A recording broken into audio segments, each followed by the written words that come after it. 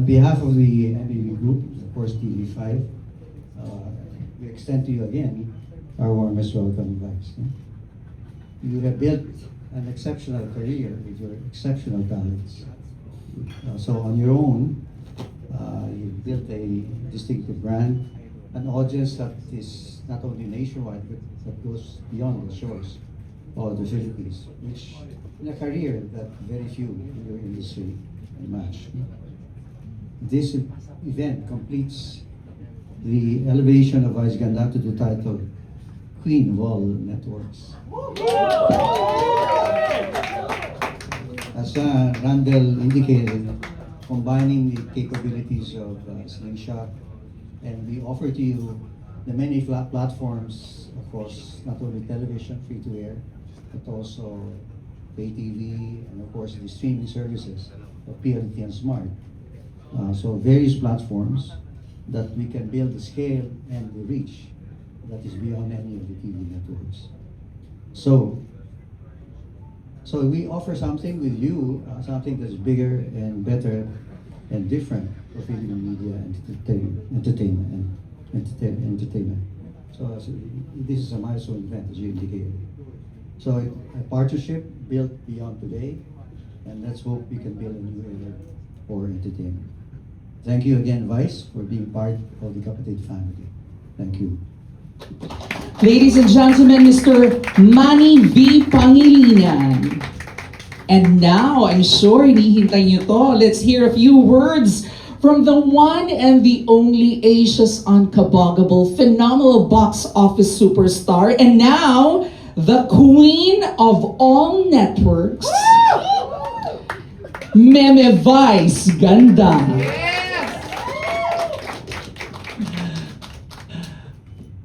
Tawa ka dun sa Queen of All Networks. Anyway, magandang hapon sa inyong lahat. Good afternoon, Sir MVP, Sir Rick Vargas, Ranvel, to all the members of the press, sa lahat po ng bumubuo ng MVP Group, ng Media Quest. Thank you so much for being here, for joining us tonight, and for joining us witness this wonderful partnership between me and Media Quest. Maraming salamat po.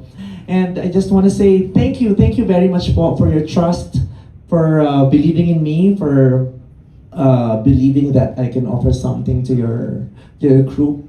And I'm just so grateful and super excited to be able to unleash the every ounce of creativity, hard work, and passion that's still left in my soul.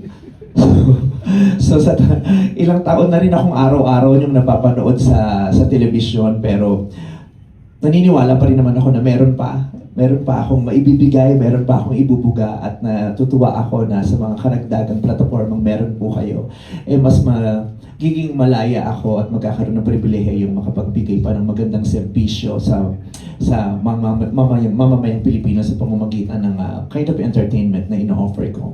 And I am also very grateful to ABS-CBN for every learning na bitbit ko ngayon, sa every experience na meron ako ngayon, sa lahat ng mai-offer ko na nagsimula sa kanila, sa mga karanasan kong ibinigay sa kanila. And I'm just so happy na sa mga partnerships ko now and in the future, ABS-CBN still will always be there to guide me and be part of every content and program that I will be doing. Maraming salamat po, Sir MVP, for allowing me to extend my talent to your audiences. Masaya lang ako because we did not have a not so happy experience in the past, because as we all know, Showtime used to air in TV5 and then suddenly nawala. So it broke my heart at that time. Pero ngayon, nakakatuwa na, syempre yung heartbreak nahi-heal, nagkakaroon ng maraming learnings, at pwede pa rin makabuo ng isang magandang relationship pa after a heartbreak. At I'm just super excited. Kagabi pa lang, di ako makatulog. Ang dami kong naiisip, ang dami kong gustong content na gawin. hindi na naman ako mapakali. At ito yung gusto kong feeling, yung excitement. Because I started Showtime 16 years ago, so almost every day for the past 16 years, nagtatrabaho ako. Pero yun ang kinakatakot ko, yung dumating ako isang araw na parang hindi na ako na-excite. Yung parang feeling ko parang yun at yun, nagiging routinary na yung mga nagaganap. Yung parang, yung kahit pumikit ako, kahit hindi ako maligo, alam ko na yung gagawin ko. This partnership gives me so much excitement. Na-ignite niya yung fire sa akin. Parang kinikiliti niya ulit ako, parang kumukulo na naman yung tiyan ko, yung lumalala yung acid reflux ko. Gusto ko yung ganung feeling, yung lumalala yung acid reflux ko, na gusto ko yung pakiramdam na ay, may bagong bahay, may mga bagong taong makakausap, may mga bagong makakatrabaho. Gusto ko yun, gusto ko yung challenge na yun dahil naniniwala ako na yung comfortability is the enemy of achievements.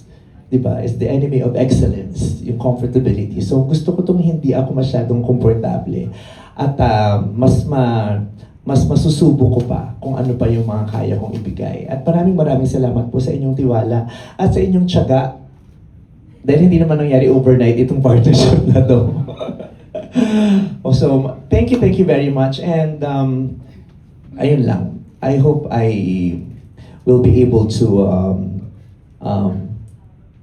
make myself and everyone who is behind this partnership really very proud. So, maraming salamat po and sana po supportahan niyo po kami sa mga magagawa naming proyekto together. Thank you very much. Once again, ladies and gentlemen, the queen of all networks, Vice Ganda. And before we conclude, we'd like to take a few moments to hear more about this partnership and what it represents moving forward. May konting questions lang tayo for Boss MVP and Meme Vice Ganda. This question is for Sir Manny V. Pangilinan.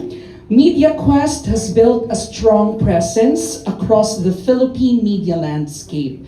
What made this the right time to enter into this partnership with Vice Ganda, and what excites you most about what lies ahead?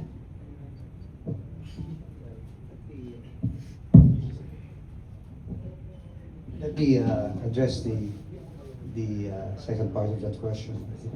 I think of course, Vice is a very exceptional person, no?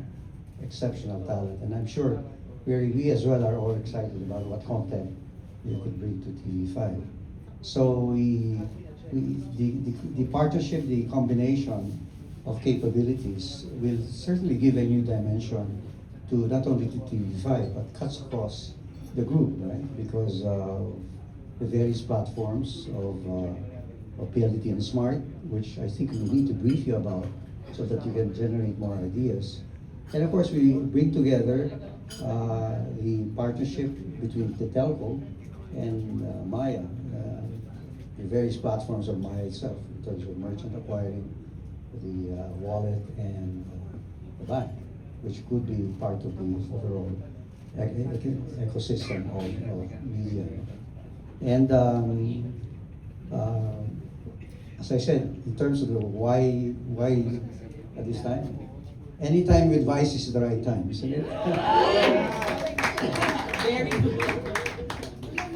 Thank you, Boss MVP, di ba? Anytime with Vice is the right time. Etong question naman ay para kay Meme. Meme, anong feeling na pahaba na ng pahaba yung title mo? Ngayon may nadagdag pang Queen of All Networks. How does that feel? Hindi ko na rin alam kung ano mga nangyayari sa paligid ko. Oh, it's just overwhelming na may mga ganitong ganap. Sabi ko nga, ang life is just so mysterious. Hindi mo alam kung anong nangyayari, bakit nangyayari, kailan mangyayari, yung akala mo yun na yun pero hindi pa rin, di ba? I just embrace life every day. Parang, Lord, give mo kung anong meron dyan, di ba? Bibigyan mo ako ng a day of fun, a day of another achievement, embrace ko yan. Bibigyan mo ako ng isang araw na ibabash ako, isang buong linggo, embrace ko din yan, yung ganun. Nakakatuwa lang na, kasi hanggang ngayon, hindi nagbabago yung na-figure out ko a couple of years ago na hindi tayo pwedeng magdikta, hindi pwedeng sa ating manggaling kung kailan tayo magpipik at kung kailan talaga tayo ang nagpipik. Kasi hindi mo naman alam kung ano ibibigay bukas eh, di ba? Who would have ever thought that I would be sitting down here together with all these executives, pipirma ng kontrata with TV5, di ba? Ang daming nangyayari. So, i-embrace lang natin, i-embrace. Kung may bagong title, i-embrace. Pangatawanan, lalong galingan. Oo. Eh kasi, it's, yung mga ganyang mga sinasabi na magaganda sa'yo, hindi naman siya basta sinasabi to flatter you. It gives you another level of responsibility. Diba? Parang, ay, may ganyang sinasabi. So, para walang pahiyaan, panindigan na natin at pangatawanan at galingan natin lalo. Diba? Araw-araw, kailangan tayo may patunayan sa sarili natin. Yung sinasabi nila na, tagal mo na dyan, okay ka na, wala ka na dapat patunayan. Siguro sa inyo, pero sa sarili ko, may gusto kasi akong patunayan. Gusto kong sabihin sa sarili ko na, sumasakit lang yung tuhod ko minsan dahil sa edad ko, o dahil hindi ako natutulog, dahil puyat ako. Pero umaandar at gumagana pa rin yung utak ko. Kaya meron at meron pa rin akong maibibigay. Kaya dun sa mga bagong title o mga bagong, maraming salamat. It's a blessing. Next question, Meme. If there's one